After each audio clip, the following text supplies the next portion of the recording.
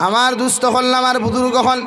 আল্লাহ রব্বুল আলামিন বলেন ওয়াকারনা ফি বুয়ুতিকুন্না ওয়ালা তাবাররাজনা তাবাররুজাল জাহিলিয়াতিল উলা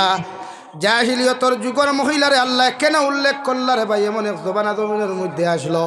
পুরুষ জাতি নারী জাতিরে সম্মান করতো না ইজ্জত করতো না নিজের আপন বাবায় নিজের মেয়ে সন্তানকে জমিন হত্যা করতো নাউযুবিল্লাহ ও আল্লাহ বলেন ও নবী নারী জাতিরে বেফরদা বেহায়া আল্লাহ খান রাস্তায় বাহির করিয়া দিও না নারী জাতিরে কইয়া আকিমনাস সালাহ নারী জাতিরে কইয়া 5 ওয়াক্তের নামাজ খান জমিন প্রতিষ্ঠিত করতা কারণ একজন নারী যখন 5 ওয়াক্তের নামাজ জমিন আদায় করব নামাজ পড়ব এই নারীর ভিতরে আল্লাহর জাহান্নামের ডর কবরের ডর পয়দা লইব এই নারী জীবনে কোনোদিন খারাপ আচরণ করতো না সুবহানাল্লাহ আমার দুস্থ হল আমার বুজুর্গ হল বিশ্বনবী মুহাম্মদুর রাসূলুল্লাহ সাল্লাল্লাহু তাআলা আলাইহি ওয়াসাল্লাম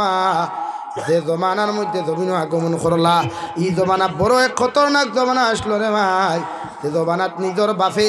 নিজের সুন্দরী সুন্দরী মেয়ে হল নিয়া জমিন হত্যা করতো জীবিত অবস্থায় দাফন করতো নাউযুবিল্লাহ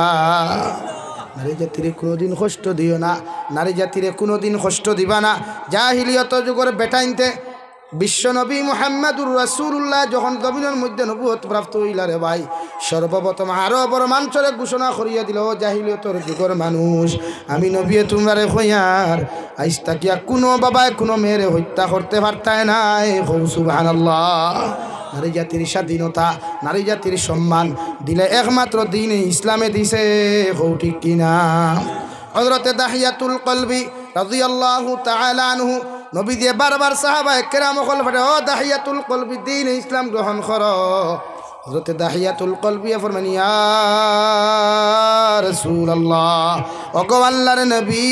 আমি যে গুনাহ করলাম যে অপরাধ জমিনের মধ্যে করলাম আল্লাহ আমারে মাফ করিয়া দিবা কিনা আমি জানি আর না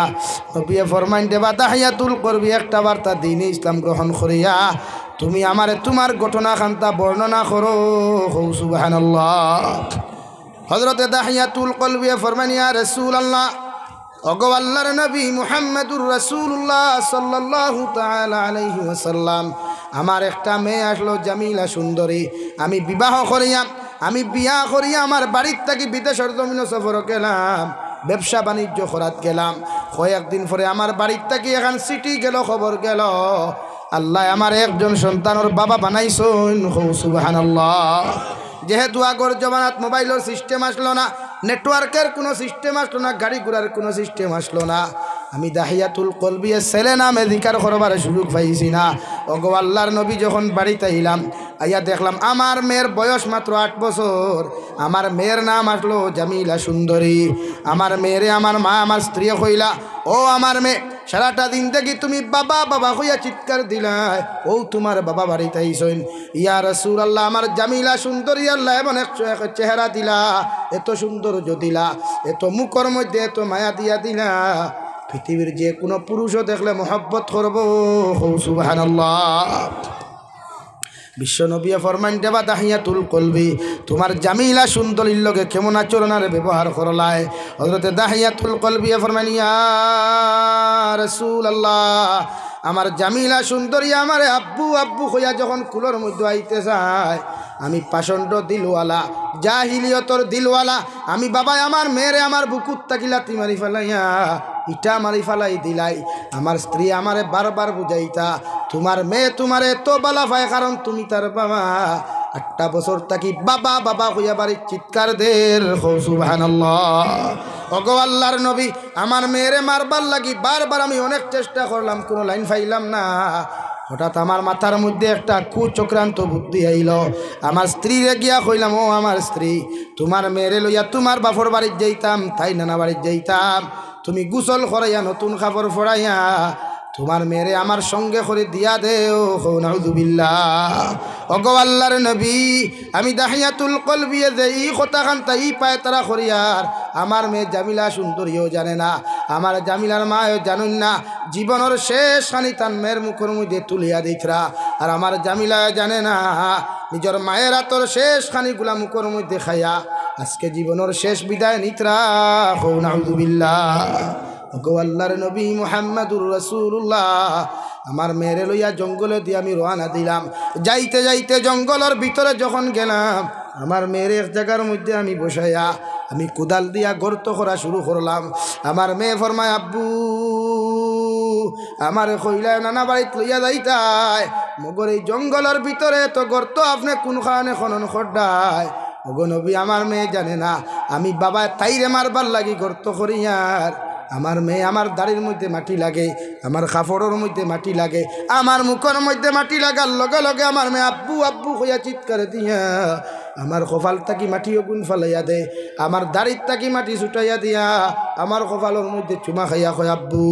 এত কষ্ট এই জায়গার মধ্যে কেন করডায়? তোমার আর তাকি কুদালো খান আমার তো দেও, আমিও তোমারে গর্ত করা শুরু সাথ দেই। নাউযুবিল্লাহ। ওগো আল্লাহর নবী, আমার মেয়ে যদি জানতো আমি বাবায় গর্ত করিয়ার তাইরে হত্যা করতাম, আমার মেয়ে আমার সাহায্য করা তো দূরের কথা, আমার মেয়ে আমার আব্বু ডাকা তো দূরের কথা, ঈদার খানোর মধ্যে পাইতাম নাই। ওগো আল্লাহর নবী, বারবার আমার মেয়ে আমার আঞ্জা করি ধরি আব্বু আব্বু কইয়া চিৎকার যে জামেচি করে, কিন্তু আমি পাষণ্ড দিলওয়ালা বাবায় আমার মেয়ের মুখে দিও চাই না, আওয়াজের বায় চাই না। বারবার গর্ত করিয়া যখন গর্ত করা শেষ হইল, ওগো আল্লাহর নবী, আমি দাহিয়াতুল কলবি আমার মেয়েরে ডাক দিয়া কইলাম, রে মেয়ে দেখাইয়া গর্তর মধ্যে কি একটা জিনিস দেখা যায়। আমার মেয়ে দৌড় মারিয়া গাতে দিয়ে যখন চাইল, আমি বাবা পিছন থেকে ঠেলা মারিয়া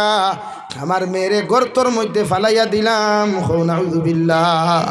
ওগো আল্লাহর নবী মুহাম্মদুর রাসূলুল্লাহ, আমার মেয়েরে যখন এই হতাকান্তা হইলাম, আমার মেয়েরে গর্ত ফালানিত লগে লগে চিৎকার আর চেঁচামেচি দিয়ে আব্বু আব্বু হইয়া চিৎকার দিল।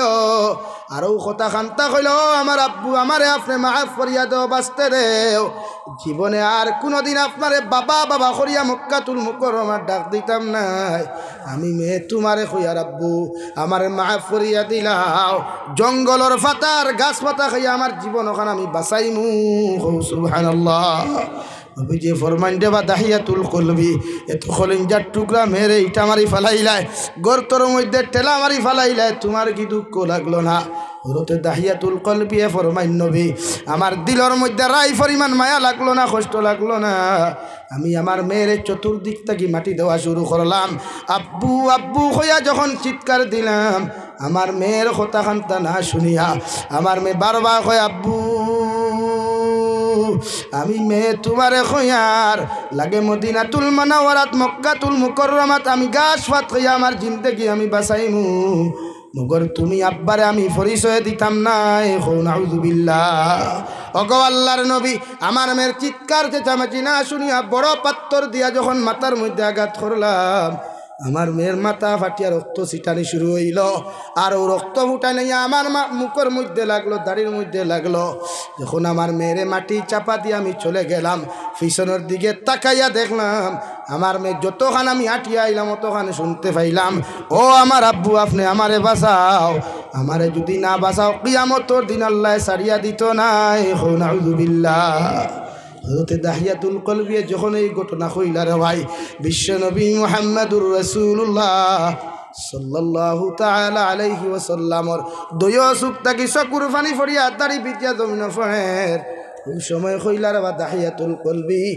আর ইলা গুনাহ জমিনের মধ্যে তুমি করিও না, আল্লাহ তোমারে মাফ করিয়া দিবা। সুবহানাল্লাহ। দাহিয়াতুল কলবির লগে আমরা জান্নাত যাইতাম রাজি আছি ইনশাআল্লাহ, সব জান্নাত যাইতাম রাজি আছি ইনশাআল্লাহ। আজ থেকে নারী জাতির অত্যাচার না, জুলুম না, নারী জাতিরে মাইর না, দিন দিয়া হাদিস দিয়া কোরআন দিয়া বুঝাইয়া আমার মা বোনিন্তরে জমিন সুজা করবো ইনশাআল্লাহ। আল্লাহ তাআলা আপনার আমারে খোয়ার হুনার থাকি বেশি বেশি আমলের তৌফিক দেখুয়া জুড়ে করি। আমিন।